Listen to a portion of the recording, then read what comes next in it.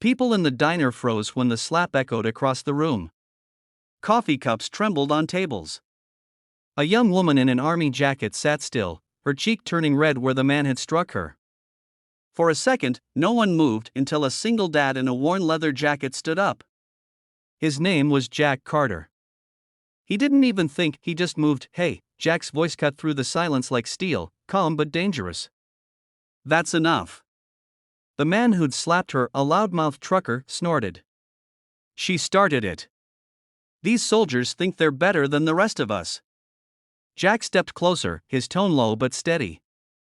"You don't hit anyone. Not in front of my kid. Not anywhere." At the corner booth, a little boy 8 years old watched his dad with wide eyes. Ethan had seen that look before. His dad didn't fight often, but when he did, it was to protect. The diner owner tried to step in, but before he could, the trucker swung again. Jack blocked it effortlessly, twisting the man's arm and pinning him to the counter in one swift move. The diner gasped. The soldier, young, maybe 25, looked stunned. Her name was Samantha Blake. She was trembling, trying to hold back tears, not from the slap, but from the humiliation. Jack let the man go, his eyes burning with quiet anger. "Apologize," he said simply. The trucker mumbled something and stumbled out. The diner exhaled as Jack turned back to Samantha. "You okay?" he asked. She nodded weakly. "Yeah. Thanks. He didn't like that I was sitting alone in the corner. Said women shouldn't wear uniforms unless it's Halloween." Jack's jaw tightened. "Then he's not a man.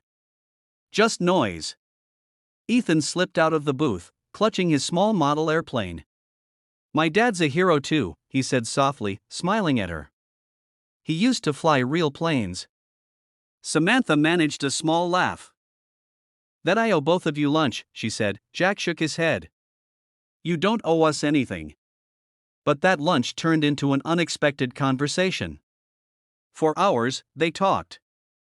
Jack told her he used to be an Air Force pilot but left after his wife's accident to raise Ethan alone.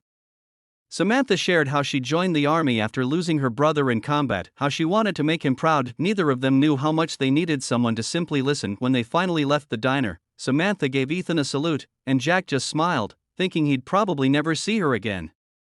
But fate wasn't done with them. The next morning, 2 black SUVs pulled up outside Jack's small auto repair shop. Men in suits stepped out. Jack froze, wiping oil from his hands. Can I help you?" One of them handed him a card. "Mr. Carter? Miss Samantha Blake requested your presence at her father's estate." She insisted. "Her father's estate?" Jack asked, confused. The man simply nodded toward the long black limousine waiting by the curb. Ethan tugged his dad's sleeve. "Dad, are we in trouble?" Jack smiled faintly. "Let's find out." They drove past iron gates into what looked like another world, manicured lawns, fountains, and marble pillars. At the center stood a mansion that seemed too big for words. Samantha was waiting on the steps, dressed in casual clothes, but her posture and confidence radiated authority. She ran to them, smiling. "Jack, Ethan. I was hoping you'd come." Jack blinked. "What is this place?" Samantha hesitated, then gestured toward the tall man walking out behind her, silver-haired, commanding presence, the kind of man who'd spent a lifetime leading others. "This is my father," she said quietly. "Richard Blake." Jack froze. Richard Blake, the billionaire industrialist? The man who owned half the aviation companies in the state. Mr. Blake stepped forward, his sharp eyes softening. "My daughter told me what you did. You stood up for her when no one else did. That means more than money." He extended his hand. "I'd like to thank you properly." Jack shook it reluctantly. "I didn't do it for thanks, sir. Just did what anyone should have done."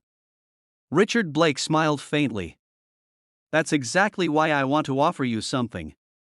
I looked into your past, Captain Carter. You were one of the Air Force's best. I'd like to give you your wings back at my company." Jack blinked. "You mean yes. A job?" A real one. And not in a garage. For a moment, Jack couldn't speak. His hands, scarred from years of repair work, trembled slightly. Sir, I don't know what to say. Say yes, Samantha said gently, smiling at Ethan. Because I think your co-pilot's ready to see you fly again. Jack looked down at his son, whose eyes were shining brighter than ever. Can I really, Dad? Ethan whispered. Jack took a deep breath. Yeah, buddy. I think we can. Months passed, and Jack found himself flying again, not for war, but for hope. He became part of a humanitarian air fleet funded by the Blakes, delivering food and supplies to disaster zones.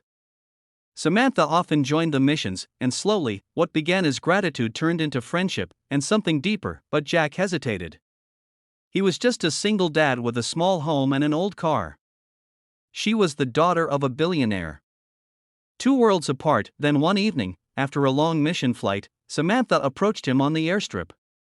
You know, she said softly, my father was right about you. Jack smiled faintly. That I'm too stubborn to take help? She laughed. No. That you're the kind of man who makes others brave just by standing beside them. Jack looked at her for a long moment. Samantha. I don't have much to offer. She stepped closer, taking his hand. You already gave me more than anyone else ever did. You made me feel safe. Ethan ran up, carrying a small paper airplane. Dad, Miss Samantha, look. It's called Hope One. It's gonna fly forever. Jack chuckled and tossed it into the wind. They watched as it glided across the sunset, rising higher, not falling, and that night, for the first time in years, Jack believed again in second chances, in kindness, in love that finds you when you least expect it, because sometimes the smallest act of courage, standing up for a stranger in a diner, can change not just one life, but 3.so. If you felt that spark, if this story touched your heart, don't forget to like, share, and subscribe, because stories like this remind us that even in the darkest places, heroes still walk among us. Red Heart Sparkles.